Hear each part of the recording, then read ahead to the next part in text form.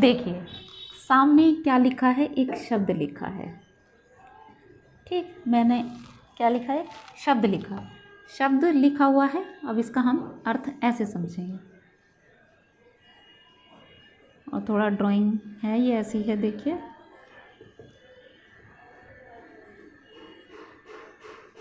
जब इन दो व्यक्ति अर्थात इन दो मनुष्यों के बीच में मैंने क्या करा दिया, संधि करा दी। संधि का मतलब क्या होता है, मित्रता, मित्रता करा दी, तो यह क्या कहलाया, संधि कहलाया। ठीक, अब क्या किया मैंने, इनको अलग कर दिया। जब मैंने इनको अलग कर दिया, यह कहलाया संधि विग्रह, अर्थात यह क्या हो गए, अलग अलग हो गए ये दोनों, तो इसको क्या कहते हैं, संधि विग्रह कहते हैं। ठीक, तो आज हम पढ़ेंगे पहले संधि के विषय में, संधि का अर्थ जान लेते हैं।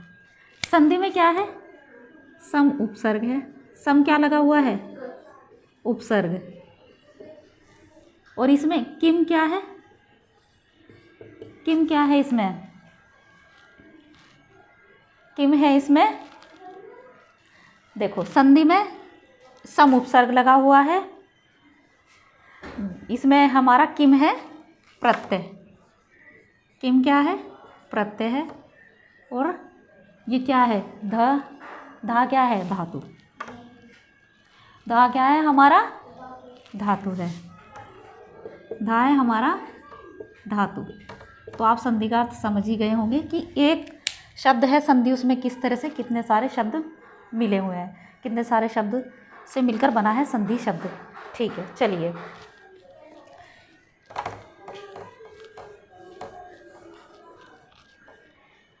संधि के नाम है वर्ण मेलन संधि, इसको और क्या कहते हैं, वर्ण मेलन संधि भी इसको कहते हैं। अर्थात संधि के दो नाम हैं, वर्ण मेलन संधि कहते हैं, वर्ण संधान संधि। संधि इस मतलब संस्कृत में क्या कहते हैं इनको, वर्ण मेलन संधि कहते हैं, वर्ण संधान संधि भी कहते हैं। ठीक है, वर्णों के मेल से जो इनमें परिवर्तन आता है वही संधि कहलाती है। अर्थात वर्णों के मेल से ही संधि में परिवर्तन आता है।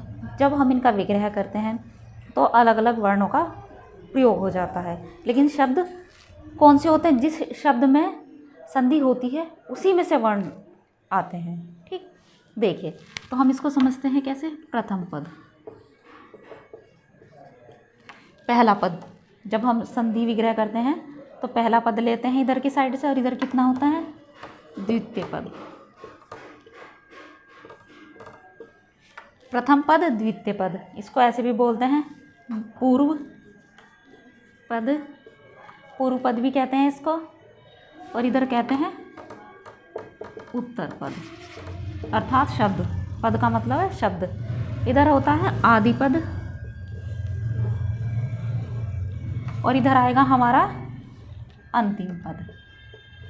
तो इसे आप समझेंगे जब आप देखेंगे संधि विग्रह होगा जब, तो इस तरह से आप इसे देख लीजिए एक बार कि प्रथम पद, फिर द्वितीय पद, पूर्व पद, उत्तर पद, आदि पद और अंतिम पद। इस तरह से संधि का विग्रह होता है कि किस तरह से कौन सा पद लिया जाता है, शब्द लिया जाता है। इनमें क्या होगा, एक एक वर्ण इनका लेकर आप विकार परिवर्तन करेंगे। मैं बता दूं यहीं पर, विकार परिवर्तन हो जाएगा इनमें।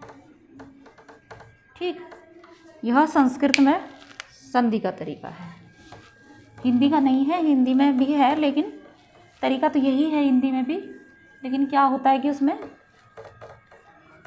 हिंदी के शब्दों का ज़्यादा प्रयोग किया जाता है, और यह संस्कृत है। संधि के भेद देखिए,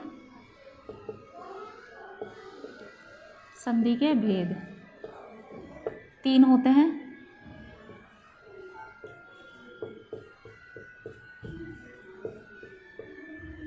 पहला होता है अच, अच का मतलब होता है स्वर। हिंदी में तो स्वर ही हम प्रयोग करते हैं संधि के लिए, लेकिन संस्कृत में अच होता है। सेकंड होता है हमारा हल, हल अर्थात व्यंजन, और तीसरा होता है हमारा विसर्ग, इसको विसर्ग ही बोलते हैं। ठीक, ये 3 भेद होते हैं संस्कृत में भी और हिंदी में भी यही होते हैं, लेकिन हिंदी में स्वर, व्यंजन और विसर्ग ये है नाम लिए जाते हैं। ठीक, संधि में आज हम इतना ही पढ़ेंगे, बाकी एक एक करके इनके भेद समझेंगे।